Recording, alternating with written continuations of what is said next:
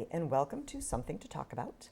I'm Linda McNamee, and for the next hour, as you can see from my little co-host here, we are going to celebrate pets and all other kinds of two-legged, four-legged, furry, or feathered companions.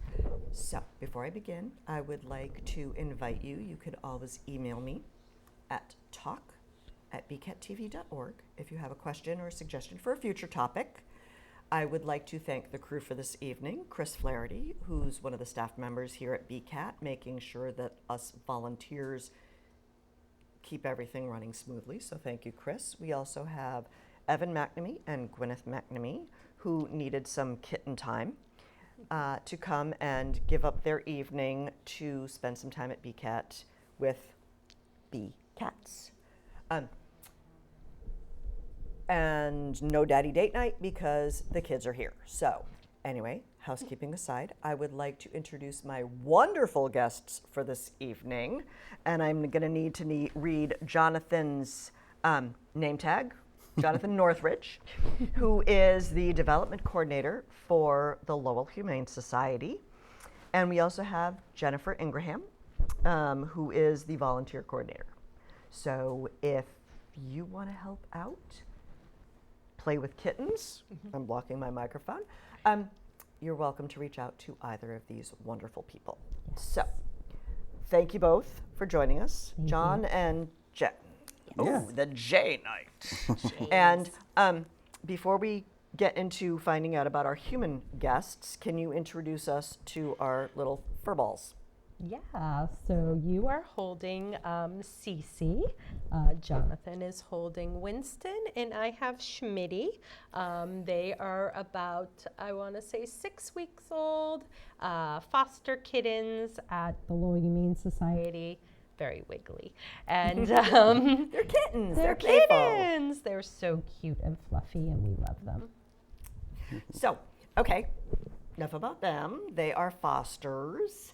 And tell us a little bit about yourselves, where you grew up, how you came to the Lowell, Burlington area, and how come you don't come home with new kittens every day? That's awesome. Sure, I'll start. So I'm originally from Pennsylvania. Okay. But right after college, I wanted to get into radio. And so I followed the jobs up here. And then a couple years ago, I started working in nonprofit development. I actually worked at the local Boys and Girls Club over in Lowell. And then from there, it's literally just a hop, skip, and a jump to the Humane Society. Excellent. Thank you for joining us. And I have been in Lowell pretty much all my life. Lowell girl through and through. I was a volunteer at the Lowell Humane Society for several years before I became the coordinator there. Yay! And I'm really impressed that you guys don't have a house full of animals. Or maybe you do, but... I do. Yeah, you do, definitely. I do. Yeah, I just have 2 dogs at home. And, just 2 dogs. Yeah, right, yeah. Dogs are like eternal toddlers. Yeah, they really are. They're not nearly as sweet and cuddly as these kittens, yeah. And I have 2 cats and 2 guinea pigs, and I sometimes still foster. Wow. Okay, well, I know Jen joined me relatively recently, but John, you are here because, well, both of you are here again. Because the Lowell Humane Society is celebrating its 150th anniversary this year? That is correct. Okay. Yeah, I think the first Humane Society in the U.S. was founded like about 10 years before us. Oh, wow, okay. We are, I don't know if there's an official record, but we're probably top 10. So excellent. it's pretty cool. Do you happen to, random question, where was like possibly the first Humane Society? Is it like an Eastern thing or? I believe it was in Pennsylvania actually. Oh, okay. So, yeah, a little PA pride. Your former stomping ground. I love it. Yeah, I think it was in Philadelphia.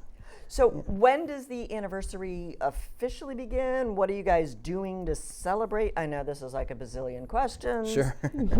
Pick one. Yeah. Tell me more about it. Sure. I mean, we're honestly like really thrilled to make 150 years. 1873 was when we were founded, which, like, to put in perspective, is not far after the Civil War ended. Oh my gosh, you're right. Yeah, so we've really been around for a long time, and we've been kind of celebrating all year long. We've been going out into the community a lot, especially like with the pandemic. We didn't get a chance to do a lot of that, and in the last like year and a half, we've been really getting into those. But then this September, we're holding a big like anniversary celebration, and it's going to be at UTEC on September 14th.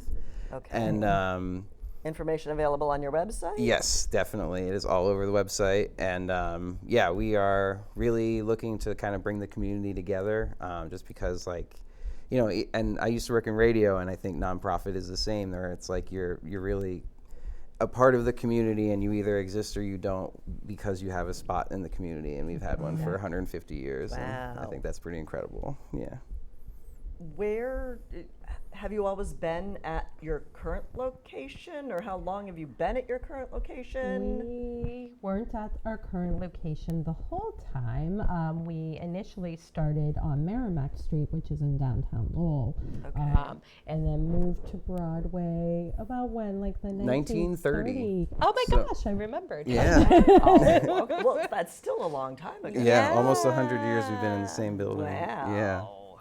And has the mission of the Humane Society always been, you know, animal rescue, animal care? For the most part. At the very beginning, we also had children. So we don't do that anymore. Okay. Don't drop off your children. They can come and visit, but they have to go home. But for the most part, Yeah, they it's don't always fit in been. the cages anymore. Not anymore. They frown upon That's a that. joke. That's a joke. Little tiny joke. Okay. So Yeah. now it's just animals. It was also horse focused at the beginning too, and now Horse focus. Yeah. working animals. Primarily so. Oh, Yeah. really? Yep. Why is that? You know, it was we just like have how a people big- got around and all of that. And so true, people, you know, how many times you see people like smack the hood of their car or whatever. And I guess that was happening a lot in 1873. So, yeah. Guess so. You know, trading in for a new model. It's like, well, Right. what do you do with the old one? Yeah. And like back then, there weren't any laws really protecting the animals. So, like, going through the archives, it's really just a list of people like approaching somebody saying, hey, you should really be kinder to that animal. And they say, okay, I will. And then they write it down and walk away. It's really what it was back in the day. Great. Now, as part of the Lowell Humane Society, speaking of treatment, yes, and we'll get into it more later, that you do care for animals. But do you also work at legislation at all, or advocacy, or any of that? Definitely for advocacy. Okay. I don't know. Not to put you on the spot or anything. I don't know as far as legislation recently. I'm sure sometime in the past we have. But yeah, we've definitely been pushing a lot for basically since the inception, the advocating for welfare of animals, and you know, like educating the public by handing out pamphlets to, like, they found some archives of pamphlets to give to kids, to give to their parents, that say animals should have access to water all day, because like it used to be you would give them water with their meals and then you would take it away when it was done. Oh, okay. Yeah, and so, like, you know, those materials too to like pass around and stuff. Okay, and like now, or not now, but within the past few years, it was like, okay, animals get cold outside too. Please bring them in at wintertime. Exactly. You know, if you're cold outside, chances are they are. Mm-hmm. Yep. Or like hot pavement. Yeah, or leaving them in cars. Yeah. You know. Oh, Yeah. that's right. Yeah. And now I think it's like, I don't want to say acceptable, but like if you see an animal, you know, people won't, the owner might complain, but it's not really acceptable, but it's okay if you break their window to save the animal. Right. Yeah. In those situations, I you don't would wanna always say want to call it animal control, but if the Yeah. animal's in danger or something. Yeah, and I think even if you go to the store, you see a lot less animals in cars and everything. So yeah, all that's been changing. We touched upon this a little bit, but I want to kind of elaborate because it's on my list. On your website, it says that the purpose of the Lowell Humane Society is to prevent cruelty to animals, provide care for homeless and distressed animals, and to educate the public about responsible pet ownership. Can we go through those three and kind of elaborate on them all? So prevent Sure. cruelty to animals. Well, Not too many horses around, not too many horses. at least as house pets or transportation. Yeah, these guys are a prime example of that, right? They were abandoned by their mom and found under somebody's porch. They could have easily perished. They were only a couple of days old. Oh, wow. Yeah, so without us, these kittens would not be purring in our arms right I now. think mine's asleep. Yeah, mine's getting there. Mine's down. Yep. So 100% it's about preventing cruelty, whether it be abandonment, whether it be abuse. We have had dogs in our I'm thinking like possession. the dog fights, Yeah. and that's kind of been. Exactly, dog fights. We have a dog right now in our shelter who probably has chemical burns on him. So he is Okay. healing and I don't know how you thriving. guys can deal with that. Yeah, and it's but because we're there, this puppy, who he is a puppy, he likes to wiggle and jump, and he's fun. adorable. He has a second chance. Yes. Mm-hmm. And recently, it could be 20 years ago, the dog racing has been kind of phased out.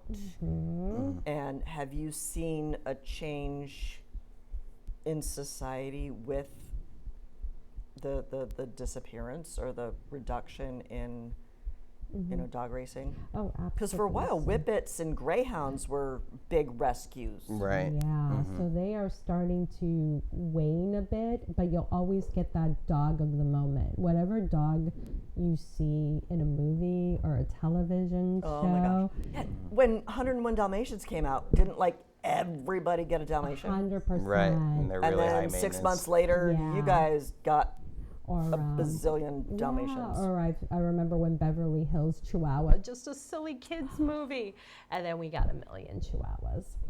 So that's what I always like. Whatever is popular, we'll get like 2 years later. Oh, great. Yes, It's like, oh no. I see the Here we go. trend coming. So provide care for homeless and distressed animals. Is that like the dog with chemical burns that you're talking about? Yeah, that could be abuse, that can be distress, just they're not living a quality life.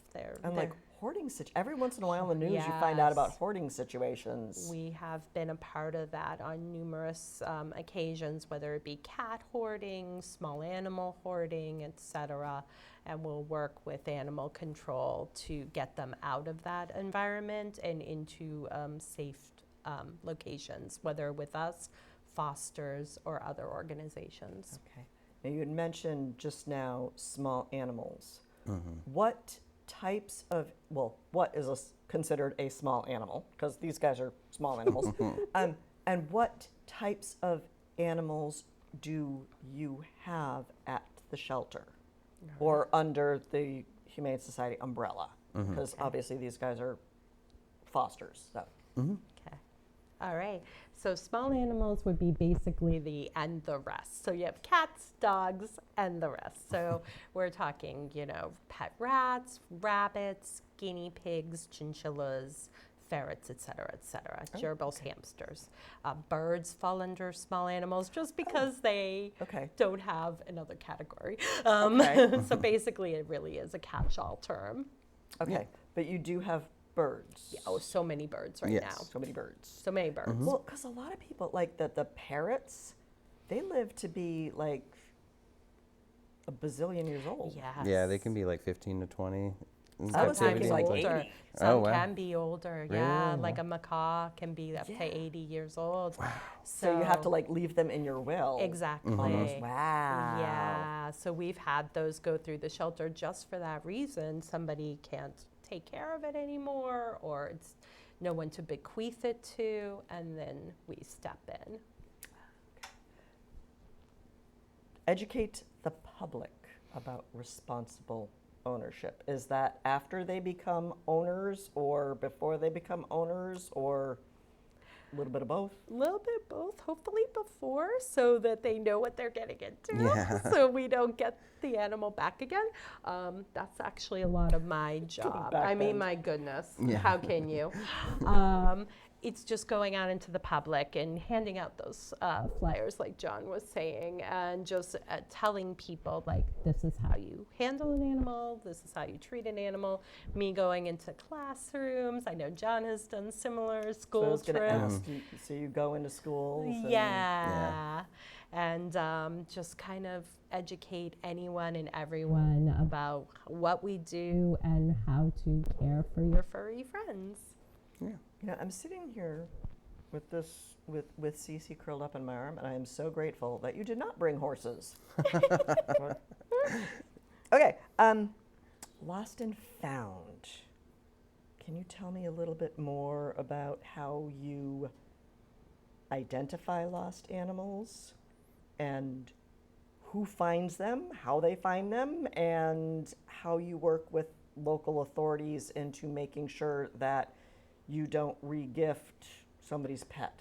Yeah, that's a great question. And I know that's like a bunch of questions. Right. Yeah. Just to go back to a point, one of the things I liked you said was how to identify. And so we are, you know, for most things, reliant on the public to report these things to us or whatever. But like, so one of the other things for like humane education that we've actually just put out, I think it was 2 weeks ago on our social media, was, is this cat really lost? Because like as a shelter, we advocate for cats to stay inside when possible, but some cats just simply, that does not work for them. However, if you're walking down the street and a cat approaches you and it seems pretty friendly, seems pretty healthy and all of that, chances are it's actually not lost. Okay. But when someone picks it up and brings it to the shelter, it like, I think it's something like it has a 2% chance of being reunited with its owner. Oh, wow. It's very, very low. That is. Yeah. So if you like suspect it, you should like put a paper collar on it or put up signs saying, is this your cat? And then we obviously have like services where you fill out a form and we'll post it on our social media and then shelter and all that. Yeah, so it's really trying to make sure that you don't, you know, take a cat from its home territory and Do they something. still microchip? Yes, absolutely. We actually just had a microchip clinic at the shelter this last Sunday. We do it every other month. So just, microchip your animals is a great way to prevent separation. Yeah, and Now, every if- animal we get, we microchip. So even if, like, we keep our cats indoors, because one, it's a good idea, but two, we have coyotes and foxes and who knows what wander through our yard. Would you advise someone who has an indoor only animal to microchip? I would, because I have indoor only cats and they have been little escape artists, even like the shyest, sweetest, slumpiest cat like this one. Once I found her under my porch because she snuck out when I was gardening. So you just never know. It's just not worth taking the risk. Yeah. Okay.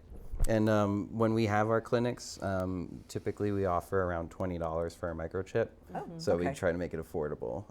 So it hopefully isn't a barrier for people to do it. I know I'm dating myself, but like 25-ish years ago, it seemed like the microchip technology was really new, and the biggest issue there was there were so many different formats and so many different ways of checking. Has that changed? It is more streamlined. So a microchip machine that we use, it looks like a wand. It can pick up on multiple types of okay. microchips. And so it's streamlined. after they're microchipped, how does that work? It's in a database. So basically, if they come to our clinic, we register with the owner. We put the information in them, in the database for that microchip, which has a serial number. Okay. So that's how it would be. Okay, because I'm thinking, how much information can you get from a little magic wand? Yeah, the computer within it can do great things. Yeah, but it is not a GPS, so it's not like Okay. something where you open up your phone and you can see the exact location. That would be so cool. That would be Little awesome. air tags Yeah. on them. Yes. So yeah, it does. Like Where's someone my would have to phone? scan it. Where's my cat? Right. Exactly. So what are some of the other lost and found scenarios that seem to be more prevalent in your work? Yeah. Besides kind of the picking up cats, it really does seem to be like seasonal. Like it seems like at one point we'll get like a whole lot of cats, and then at another point like animal control will show up with 5 dogs that are strays and need a home. Right. Beginning of summer is lost bird time as people. Really? Yeah, as kids are home from school and maybe you're going in and out of your doors and you have a bird in free flight and you Oh, don't wow. think, Okay. oh, there goes my bird. So yeah. With birds, what is your suggestion? Because sometimes you clip their wings. I wouldn't clip their wings because they do like to fly and it is Okay. good for their mental health.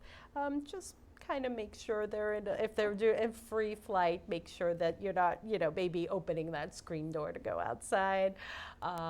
Maybe Get put the a airlock little system. Yeah, maybe put a little band around their foot just so people can know, hey, this is my pet bird. Okay. That would be a good call, maybe with your phone number on it, something like that.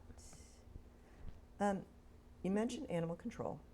Mm-hmm. What is the partnership that you have with animal control? Like if somebody brings a dog to you and say, I found this dog in my, my backyard. Do you just say, oh, okay, post it on social media, or what is the process? Well, with animal control, we work, tangentially with them. You should always call animal control first. That's what we recommend. And then they get in touch with us and other facilities to see who has space. And then we all work together to try to reunite, or if no one is available, then we will rehome.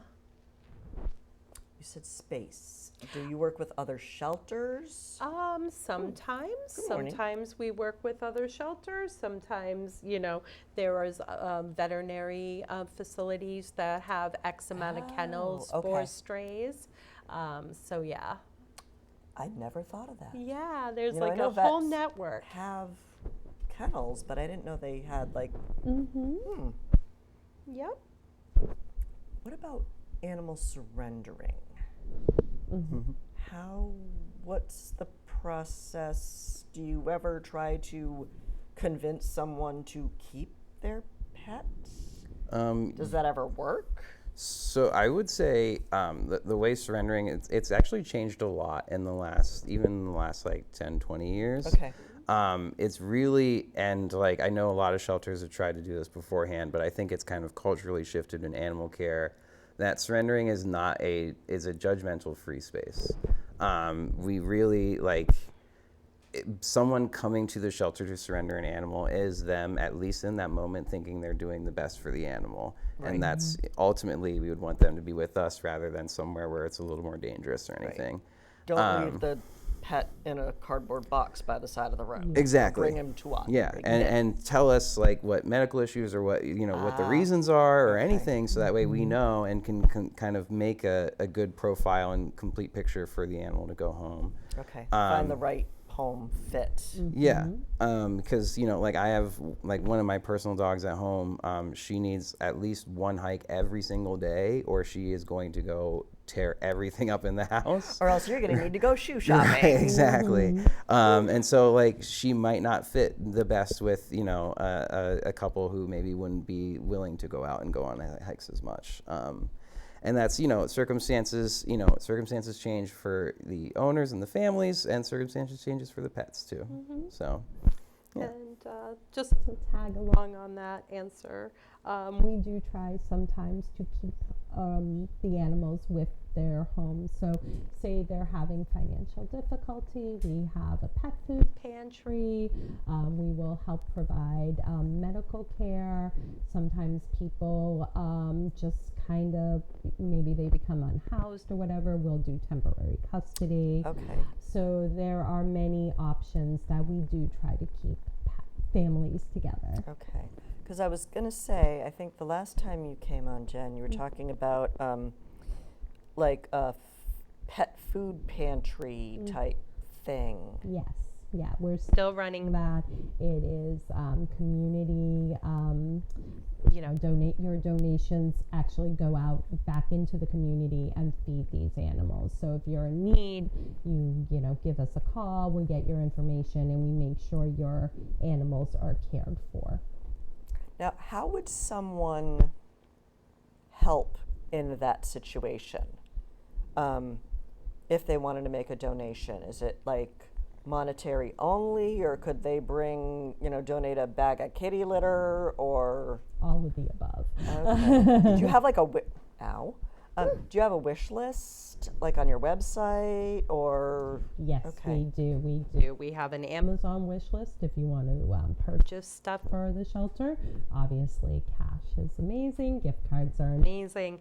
We also take, say, your animal is fussy and doesn't like that brand of food anymore, but you went to Chewy and got like a case of it. Yeah. We'll help you out with that too. I love it. Yes. What about like donations of like office supplies or bleach or used towels or all that kind of fun stuff? Yes, and yes. Now, do you have like certain anytime during business hours, or does it have to be like certain windows? We're in the building 8 to 4 every day. Feel free to drop off anything that you mentioned. We'd be happy to take it. Yeah. Okay, changing to a more happier approach.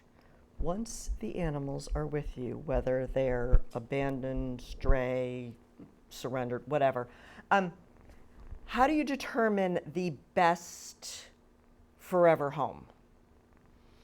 Oh, the matchmaking process. Yeah. Yeah. So way you call it matchmaking. Yeah, well, it kind of is. We kind of have to get to know you. We've already kind of know our animals, and let's see if we can make a fit, right? So just like you said, you don't want, maybe if you have a more sedentary lifestyle, to have your dog who needs a big hike every day, right? We do meet and greets. We get to know you. We get to know your animals. What do you have in your house? Know all the meet and greets at the Humane Society, or do you like? We do them at the Humane Society. Okay. Cats is a little more simpler. You just kind of meet a cat in a room and just get to know each other. Dogs, we can do like a walk together. If you have other dogs at home, they meet each other. Does everyone gel? Yeah. Yeah, cats normally don't play well with each other unless they're like forced to. Yeah, we give you tips if you have a cat at home on how to get them to be okay with each other.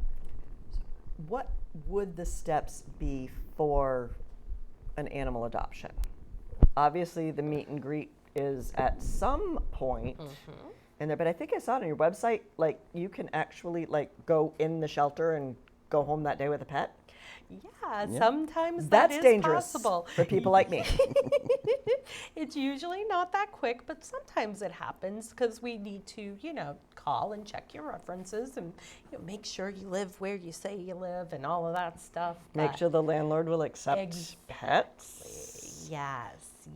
So we check all of that stuff. So, but you could come in and put your name on a pet, and then in a couple of days, it'll go home with you. Oh, fun. Okay, on the website, not that you've memorized your entire website because it's just probably like, the black hole. There's a dog adoption fee that mentions a training deposit. What does that involve? Sure. So we don't require it for every dog, but every puppy and then any dog that we can identify maybe needs some like additional training, we would require the training deposit. And basically what that would be, and we've got some exciting stuff, so I'll get there in a second. But typically, you would hand over a deposit, and then upon like a completion of a training course, you would bring us a certificate, and we would give you the deposit back.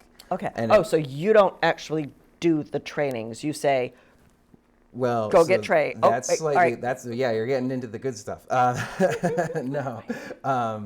But recently, within the last, I think, like 6 months, we've partnered with this program called Good Pup, when they do a virtual one-on-one dog training sessions. Virtual?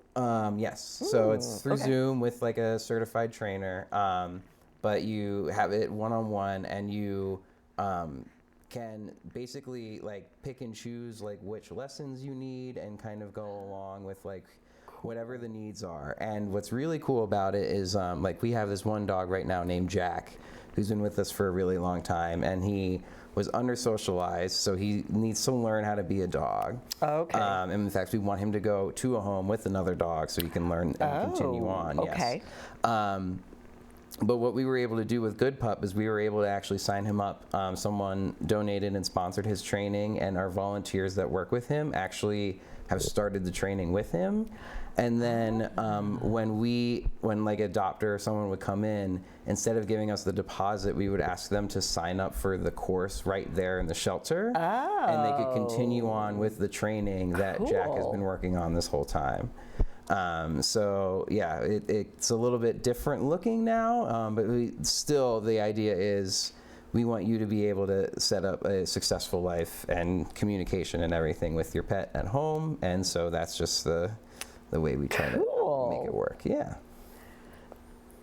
Do you still have like in-person, non-virtual training options for new pet owners? We do have a list of trainers that we, have worked with in the past and that we, totally appreciate. But basically, any accredited trainer will do for getting your deposit back. Yeah. Especially the positive reinforcements. Oh, definitely positive. Yeah. Although my sister has a dog, and they're doing yet another dog training because he's kind of untrainable. School's hard. They're doing a training now where the trainer says no treats. Oh. And I'm just wondering what your We do thoughts are on that. Yeah. We do cut up hot dogs and cheese. We do a lot of food. Cheese. Love me some cheese. Little kibble. Yeah, just anything it's a good reward system for them. So, Yeah. but we're in a high stress environment. What fits for us doesn't always fit for you at home, right? Yeah. And some dogs, might get possessive of food, and so they might have to do training through, like my hyperactive dog at home. She'll eat anything, so that's nice. But the biggest motivator is just praise. She just wants the feedback. So. Good dog. Yeah. Good puppy. How would somebody become a volunteer for the Humane Society, and what types of skill sets do they need to come with? Love in their heart for animals and just a willingness to, get in there. I'm looking for basically somebody who's just enthusiastic about animals. That's my criteria. You don't need a skill set. I'll train you. It's all good. But yeah, if anyone wants to be a volunteer, I'm always looking for help. Fill out an application on our website. I hold orientations pretty much monthly. And if your availability matches our current need, I'd reach out to you and we'll make it happen. Love it. Mm-hmm. Okay, and I'm not sure whose jurisdiction this would be, but on your website you also talked about corporate engagement programs. Yes. Can you tell me more about that? Yeah. Just like every nonprofit, we're entirely reliant on the community and the people around us. And I would even take it a step further that like we don't receive like state funding or federal funding or okay. anything like that. Yeah. Okay. We do get some grants and things like that, but for the mostly we are entirely reliant on donor like donations and everything.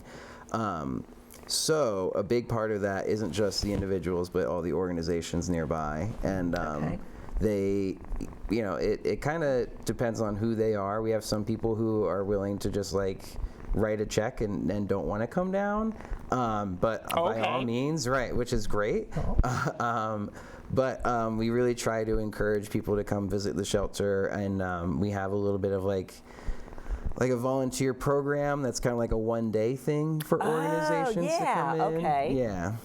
They get matching T-shirts. Well, they provide their own matching T-shirts. Right. Yeah. Yeah, they kind of help out typically in the mornings with cleaning and stuff, and then we do a lot of animal enrichment, and I know this Tuesday I'm bringing corporate volunteers on a woods walk with our dogs, so that we're going to go on a nice big hike. So it can be really a lot of fun.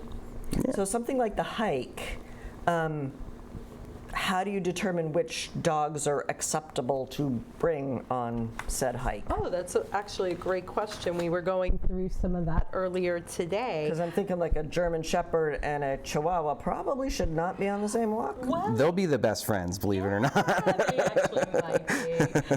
Basically, we do a really good job of doing dog-to-dog assessments and seeing how dogs are reactive to one another, or that maybe they're the best of friends. And then, well, I'm also thinking, you know, Chihuahua's got little legs, and well, that's why we have so many volunteers and staff members. So like we can have the leaders, and we can have the middle, and then we can have the stragglers. But everyone at the end gets through it a-okay. And we have spotters too, so they kind of walk near the dogs or maybe a little bit ahead, and if there's like someone walking, they'll try and like kind of play defense a little bit. If the other person doesn't have their dog on a leash, then we'll be like, hey, can you please leash up your dog? So yeah, we kind of play the game around everybody. Because we don't want any negative interaction. Right. Exactly. And some dogs just go on their own trail, and that's okay too. Corporate engagement, fundraising activities and events. Okay, Yes. You are celebrating the 150th. That's correct. And we will talk about the big event in September momentarily. But what other types of fundraisers do you do throughout the year? Yeah. Do you have like a regular list of? So we have a few kind of big hits. One of the ones that we do, and we're actually moved up a little bit this year, is Santa photos, and it is of course pet friendly, so people can sign up, and Santa stops by the shelter. We're so lucky to have him, and yeah, he's a good sport too with all the animals. He does great with kids and with animals, and you know, people will get their pictures taken, and we normally have like an auction or kind of a sale along with that too. So some of those smaller things, and then we love like going out into the community and partnering with people. Like, so we'll go to a yoga studio and offer kitten yoga. And kitten yoga. Oh yeah. I've heard of goat yoga, but never kitten. These three were part of kitten yoga just a couple of weeks ago. Yeah. It's a great time. I'm like, this one's not gonna do any yoga right now. She's out. So what are some of the other ones? Okay, so photos with Santa. And some kitten yoga. Kitten yoga. Oh, I do a lot of pairing with other organizations in the community. So I was just at National Night Out.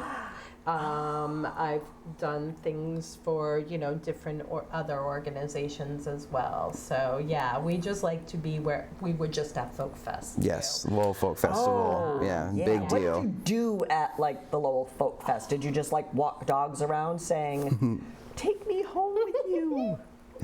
Yeah, not quite. But what was really cool was we actually had a few LHS alumni stop by our table. Really? Yeah, which was awesome. Every like cat owner was very excited to tell us about like how their cat is crazy. And it's like, I swear they're sweet when we leave them with you.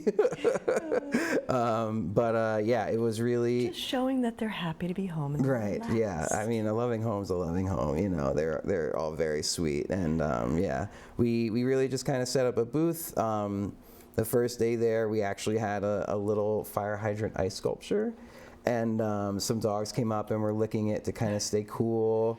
And then some people came up, didn't lick it, but they were touching it to stay cool. And I was like, I don't know if you want to do that, but it's hot out, so I guess so. Okay. But yeah, we were really just there to be a part of everything and see everybody. Yeah. Okay. We still have plenty of time, but while we're talking about fundraising, can you recap some of the 150th stuff coming up September 14th? Yes, that is correct. September 14th.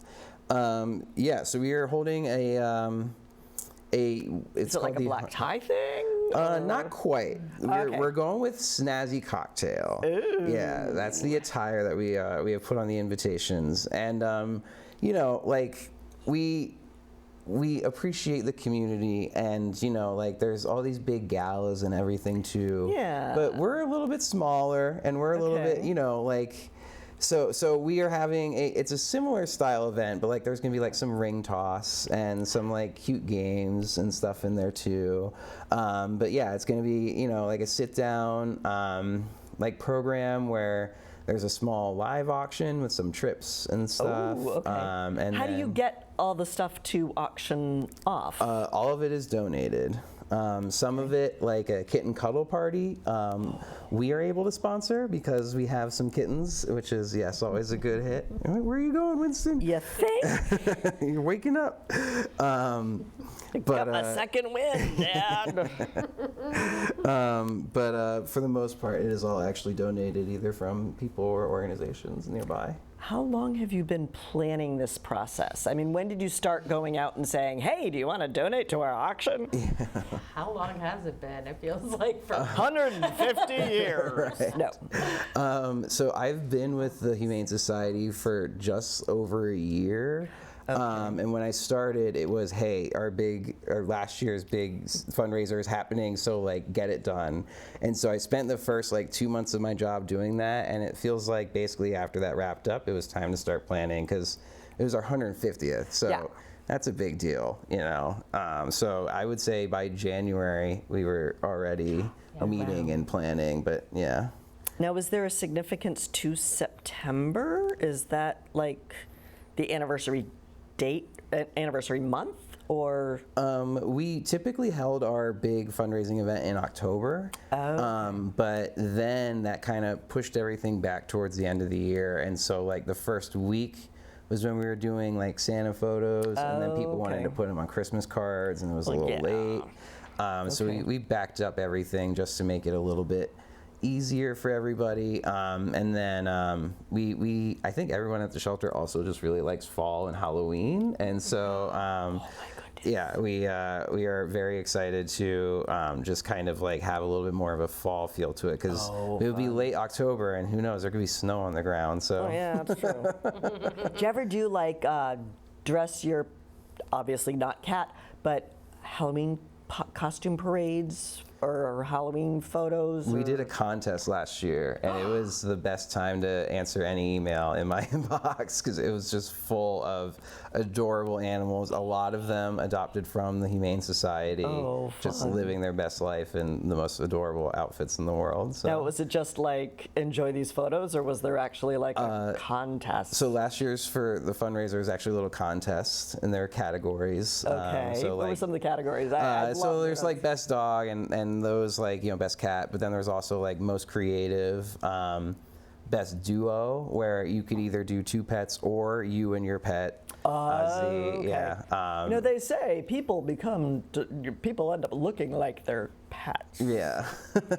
There was a very cute Woody and I think Woody and Buzz. It was a woman dressed as Woody, and then her dog was Buzz, and it was adorable. So I wish I had those pictures like right now because they bring me so much happiness. But yeah, it was really cute. So did you have a panel of judges, or was it, you know, were you the like voice of authority. Ooh, I don't want to say anything because that might come under scrutiny Okay, of the all right, results. never No, I'm just mind. kidding.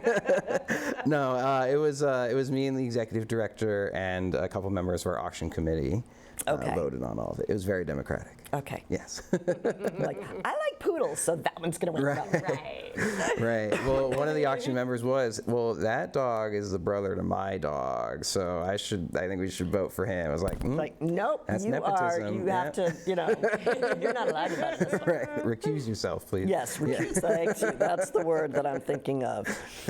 So I know September is really close. It's like 3 weeks away. Is it too late to get involved? Definitely not. We are still taking in item donations if you would like to donate for people to bid on. It does get your name right next to the item and shows that you are a supporter of us and that we really do appreciate you. Are there like criteria like minimum donor value being X? We're aiming for around like $100, Okay. but even if it's like a $25 gift card or something smaller, we can always just pair it with someone else's donation. Okay. And then we're still selling tickets. They're on sale for the event itself, which you can find on our website. And I think we're always taking volunteers. So Yeah, we're always taking donations, always taking volunteers. So call now. Now, are there sponsorships available? Like, yes, you just mentioned the auction items, but are there like other levels of sponsorship, and what are involved with those? That? Yeah. So we are obviously the event. We're a nonprofit. We can't foot the whole bill ourselves. So we've had over, I think, 30 businesses and individuals already Great. sponsor the event, which has been, again, like really great to feel like so loved and welcome in the community for so long. But we are still looking to, if you're interested in an organization or as an individual, we would be happy to have you as a sponsor. It comes with, some shout outs on social media, and like our newsletter reaches a few thousand people, and we give you a big thank you in there too. And then it also comes with tickets to the event and some other that stuff. So okay. Trying to figure out, because it's been a long day, but this is coming up in a few weeks. You had mentioned you started about a year ago and there was a big event. Did that like bookmark the 150th anniversary, and have you done other specific events to mark this anniversary? So our big fundraiser every year typically is called Pause for Celebration. Pause as in pause. I get it. That's clever. But this year we aren't having pause. We're instead doing the 150th celebration. So that event wasn't really, but either at the end of this year, but I think it's more likely the beginning of next year. Okay. We are going to hold a specific historical perspective type event, and we've actually already had the Lowell Historical Society and a couple of students and a professor from UML's history department help us go through all of our archives and start pulling stories and articles and stuff for us to be able to display and share out a little bit better. So I think the Historical Society's already released 2 or 3 columns for covering us, and then the history department is helping us kind of get ready for that event next year. So yeah. Okay, is it like a walkthrough, or is it also going to be like a tails and nails type thing, or? I think it's still in the planning situation, but from what I understand, at least we'll have a kind of historical walkthrough. That is so starting with the first meeting in 1873, and I think there might be minutes from there. I definitely know we have minutes from meetings in 1879. So where do you store all of this information? in the board president's basement of their house. Okay, because I'm like, there's a lot of history there. Yes. Obviously, and you don't really have little thumb drives from 150 years ago. Right. And how do you read all that? So, go through Right, it's boxes. It's like a huge undertaking. Wow. So yeah, the way that the history folks from UML are going about it is just looking for what makes a good story.